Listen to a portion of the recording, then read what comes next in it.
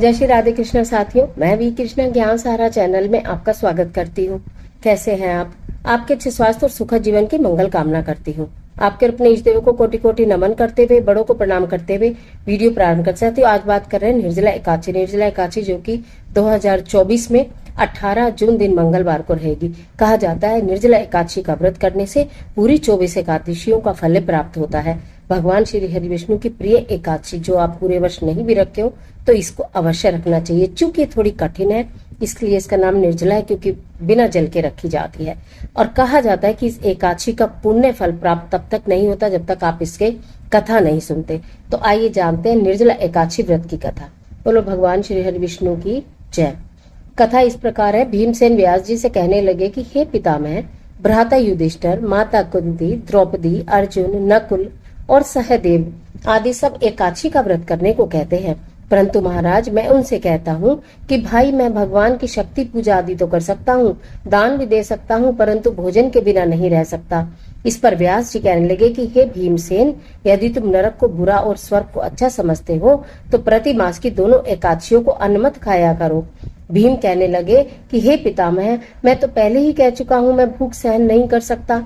यदि वर्ष भर में कोई एक ही व्रत हो तो वह मैं रख सकता हूँ, क्योंकि मेरे पेट में व्रत नाम वाली अग्नि है, सो मैं भोजन के बिना नहीं रह सकता। भोजन करने से वह शांत रहती है, इसलिए पूरा वास तो क्या एक समय भी बिना भोजन किए रहना कठिन है।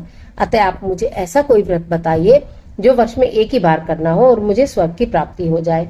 श्री व्यास जी कहने लगे कि हे पुत्र, बड़े बड़े ऋषियों ने बहुत शास्त्र आदि बनाए हैं जिनसे बिना धन के थोड़े परिश्रम से ही स्वर्ग की प्राप्ति हो सकती है। इसी प्रकार शास्त्रों में दोनों पक्षों की एकादशी का व्रत मुक्ति के लिए रखा जाता है। व्यास जी के वचन सुनकर भीमसेन नरक में जाने के नाम से भयभीत हो गए और कांप कर कहने लगे कि अब क्या करूं? मास में 2 व्रत तो मैं कर ही नहीं सकता। हाँ, वर्ष में एक व्रत करने का प्रयत्न अवश्य कर सकता हूँ। अतः वर्ष में एक दिन व्रत करने से मेरी मुक्ति हो जाए, ऐसा कोई व्रत बताइए। यह सुनकर व्यास जी कहने लगे कि वृषभ और मिथुन की संक्रांति के बीच ज्येष्ठ माह के शुक्ल पक्ष की जो एकादशी आती है उसका नाम निर्जला है। तुम उस एकादशी का व्रत करो। इस एकादशी के व्रत में स्नान और आचमन के सिवा जल वर्जित है। आचमन में 6 मासे से अधिक जल नहीं होना चाहिए, अन्यथा वह मद्यपान के सदृश हो जाता है। इस दिन भोजन भी नहीं करना चाहिए, क्योंकि भोजन करने से व्रत नष्ट हो जाता है। यदि एकादशी को सूर्योदय से लेकर द्वादशी के सूर्योदय तक जल ग्रहण न करे तो उसे सारी एकादशियों के व्रत का फल प्राप्त होता है। द्वादशी को सूर्य से उदय से पहले उठकर स्नान आदि करके ब्राह्मणों को दान आदि देना चाहिए। इसके पश्चात भूखे और सत्यपात्र ब्राह्मण को भोजन कराना चाहिए, फिर खुद भोजन करना चाहिए। इसका फल पूरे एक वर्ष की संपूर्ण एकादशियों के बराबर है।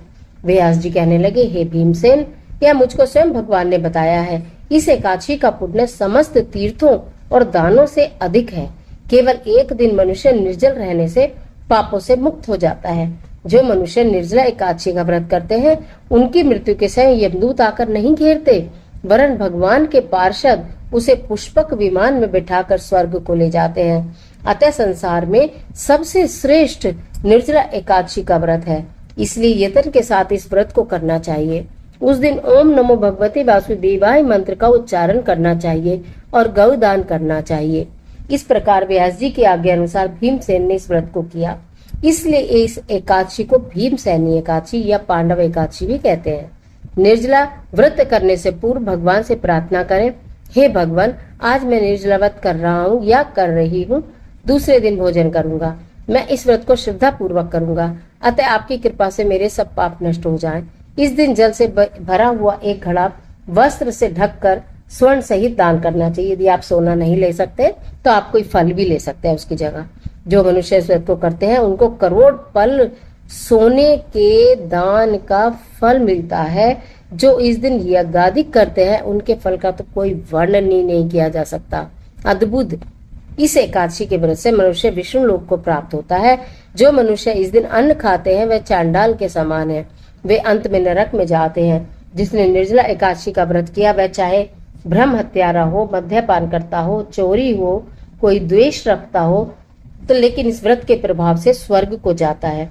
हे कुंती पुत्र, जो पुरुष या स्त्री श्रद्धा पूर्वक इस व्रत को करते हैं उन्हें अग्रलिखित कर्म करने चाहिए। प्रथम भगवान का पूजन, फिर गोदान, ब्राह्मणों को मिष्ठान, दक्षिणा, जल से भरे कलश का दान अवश्य करना चाहिए। निर्जला के दिन अन्न, वस्त्र, जूते आदि का दान भी करना चाहिए।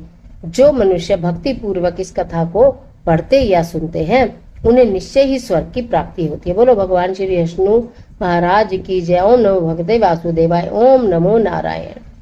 ओम नमो नारायण। कथा अच्छी लगी हो तो इस कथा को और भी लोगों को कहें या सुने या सुनाएं और इसका महत्व बताएं। आज के लिए इतना इजाजत दीजिए। आशा करती हूँ ये कथा आपके लिए बहुत उपयोगी साबित होगी। मिलती हुई एक अन्य वीडियो के साथ, तब तक हंसते रहिए, मुस्कुराते रहिए, अपना और अपने अपनों का ख्याल कीजिए। वीडियो अच्छी लगे तो लाइक कीजिए, जितना चाहे अपने फ्रेंड के साथ शेयर कीजिए और कमेंट बॉक्स में ओम नमो भगवते वासुदेवाय लिखना बिल्कुल मत भूलिए। ईश्वर आपकी मदद करे।